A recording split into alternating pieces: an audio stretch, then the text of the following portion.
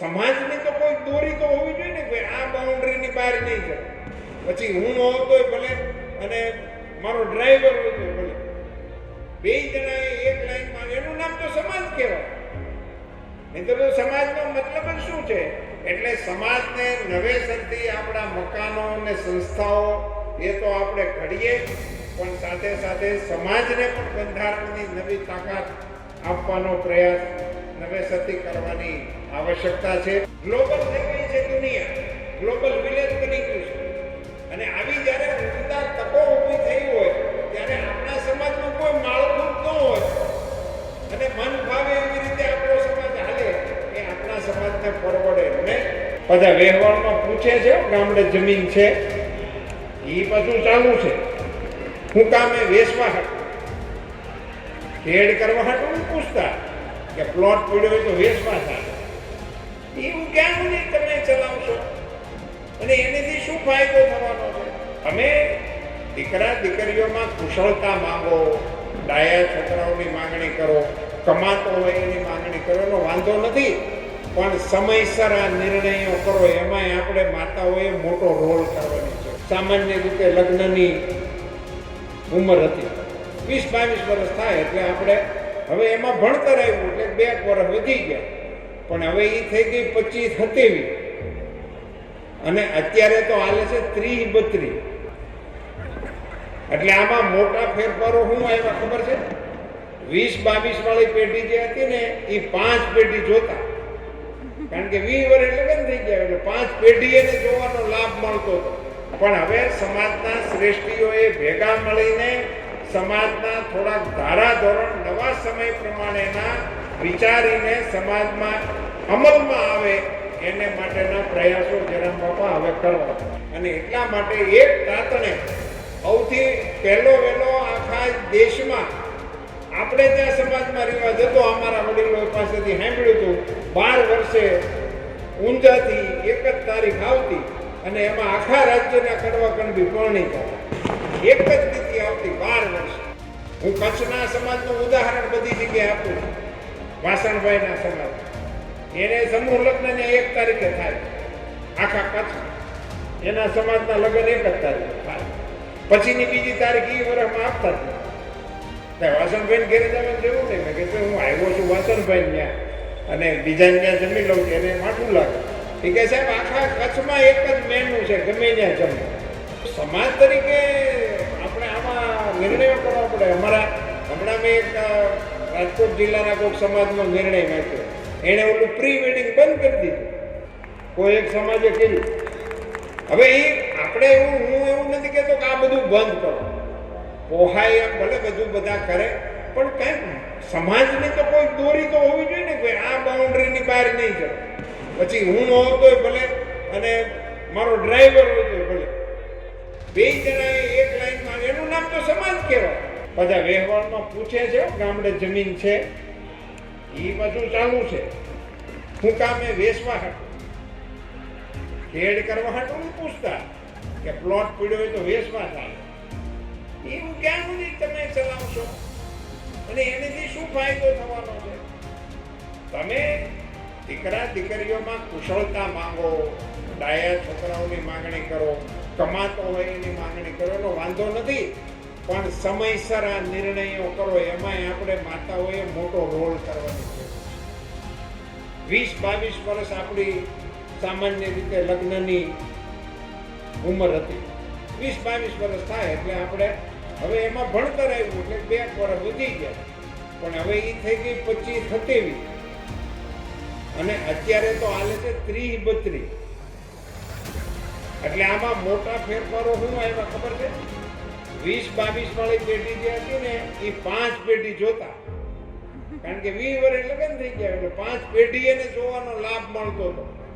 પછી 25-27 વાળાને 3 માં આવી ગયા અને આ 30-32 વાળા 2 માં જ છે. એટલે આ કેવડી મોટી ગાહોટી આપણે હાથે કરીને ઊભી કરી રહ્યા છે ને આખો જનરેશનો કપાઈ ગયા છે.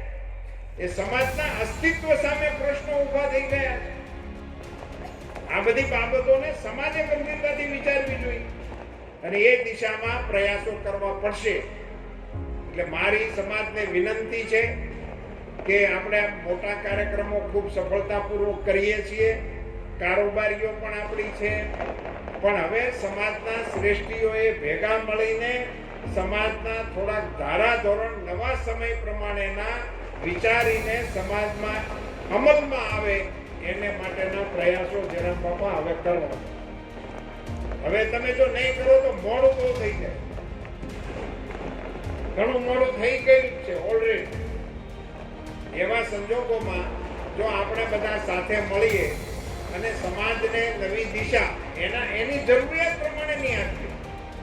તક એવી સરસ ઊભી થઈ છે, વાતાવરણ એવું સરસ ઊભું થયું છે, વિશ્વમાં ભારતનો વટ પડી રહ્યો છે, ગ્લોબલ થઈ ગઈ છે દુનિયા, ગ્લોબલ વિલેજ બની ગયું છે. અને આવી જ્યારે ઉમદા તકો ઊભી થઈ હોય ત્યારે આપણા સમાજનું કોઈ માળખું ન હોય અને મન ફાવે એવી રીતે આપણો સમાજ હાલે એ આપણા સમાજને પરવડે નહીં. અને એટલા માટે એક તાતણે સૌથી પહેલો વહેલો આખા દેશમાં આપણે ત્યાં સમાજમાં રિવાજ હતો, અમારા વડીલો પાસેથી સાંભળ્યું હતું, 12 વર્ષે ઊંધાથી 1 જ તારીખ આવતી અને એમાં આખા રાજ્યના કડવા કણબી પરણી જતા. 1 જ તિથિ આવતી 12 વર્ષે. હવે આપણી સંખ્યા થોડીક વધી ગઈ છે, આપણે 12 વર્ષ વાળું ન પોહાય, પણ દર વર્ષે એક તો કરી શકાય છે. એક તારીખ આપણી નક્કી કરવાની આવશ્યકતા છે સમાજ, એટલે સમૂહ લગ્ન વાળો પ્રશ્ન સોલ્વ થઈ ગયો. હું કચ્છના સમાજનું ઉદાહરણ બધી જગ્યાએ આપું છું. વાસણભાઈના સમાજ એને સમૂહ લગ્ન 1 તારીખે થાય આખા કચ્છમાં. એના સમાજના લગ્ન 1 જ તારીખે થાય, પછીની બીજી તારીખ એ વર્ષમાં આપતા જ નથી અને બીજા કોઈ લગ્ન થતા નહીં. હવે એ 1 જ તારીખે લગ્ન હતા, હું ગયો તો એના લગ્ન તે મેં એને ઘડીક માંડવે બેઠા ને બધી વાતો ચીતું કરી. પછી તો ગામમાં ગયા હોય એટલે બીજા આગેવાનો કાર્યકર્તા હોય મને બોલાવી ગયા ગામમાં, ન્યાય લગ્ન હતા, ન્યાય 2-3 લગ્નમાં હું ગયો. હરતા ફરતા 11, 11:30 પાર થઈ ગયા. એટલે મેં કીધું હાલો હવે પાછા માંડવે પોગી જાય, જમવાનો ટાઈમ થયો છે આપણે જમીને નીકળી.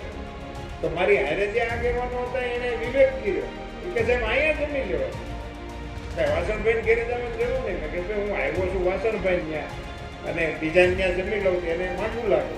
એ કે સાહેબ આખા કચ્છમાં એક જ મેનુ છે, ગમે ત્યાં જમો, એનું નામ રિવાજ છે. તમે ગમે તેની ઘેરે જમો એ કે આમાં 5મી વસ્તુ આજે કઈ પીરસા નહીં આખા કચ્છ. પછી એ ભલે મિલ માલિક હોય કે મજદૂર, મેનુ ફિક્સ લગ્ન આ 4 જ વાના આખા કચ્છના અંદર રસોડા, ગમે એના રસોડે જમો, કોઈ પ્રોબ્લેમ જ નથી. તો સમાજ તરીકે આપણે આમાં નિર્ણયો કરવા પડે. અમારા હમણાં મેં એક રાજકોટ જિલ્લાના કોઈક સમાજનો નિર્ણય વાંચ્યો, એણે ઓલું પ્રી વેડિંગ બંધ કરી દીધું, એવો હમણાં ઠરાવ કર્યો, કોઈ એક સમાજે કર્યું. હવે એ આપણે હું એવું નથી કહેતો કે આ બધું બંધ કરો, પોહાય એમ ભલે બધું બધા કરે, પણ કઈ સમાજની તો કોઈ દોરી તો હોવી જોઈએ ને, કોઈ આ બાઉન્ડ્રીની બહાર નહીં જવાય. પછી હું હોતોય ભલે અને મારો ડ્રાઈવર હોય તો ભલે, 2 જણાએ એક લાઈનમાં, એનું નામ તો સમાજ કહેવાય. એ તો સમાજનો મતલબ જ શું છે?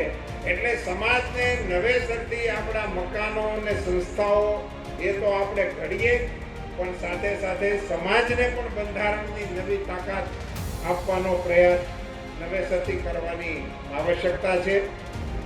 બહેનો દીકરીઓને એ વખતે મેં આ વાત રૂપિયાવાળી કરી હતી તો સુરતની બહેનોએ જ આગેવાની લીધી કે અમે આ 1 રૂપિયાવાળું સંગઠન અમે કરી દઈશું, આખા સમાજમાંથી ઘેરે ઘેરેથી એને બધાને એની હારે જોડી દીધી. બહેનોએ આગેવાની કરી એ કરવા માટેની આગેવાની લેવાનો નિર્ણય કર્યો હતો.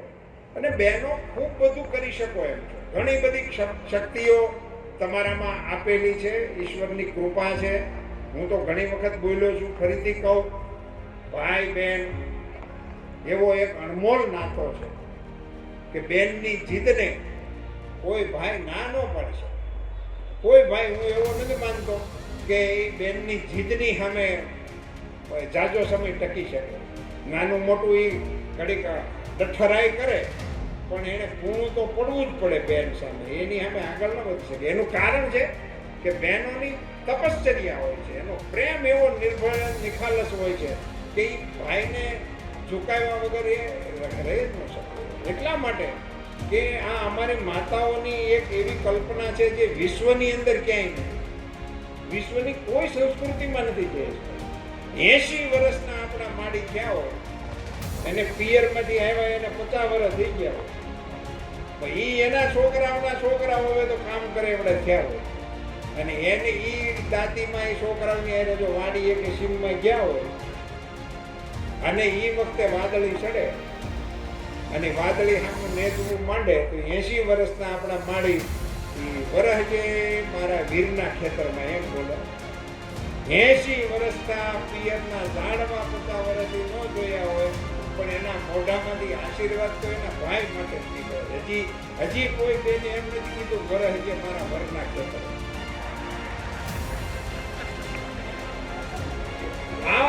આપણે આવો અદ્ભુત જે બહેનોની અંદર ત્યાગ પડ્યો હોય, એ બહેનોની વાતો ભાઈઓ માને નહીં. આ માવાનું તમાકુનું જે ભયંકર દૂષણ આપણા યુવાનોમાં કરી ભયંકર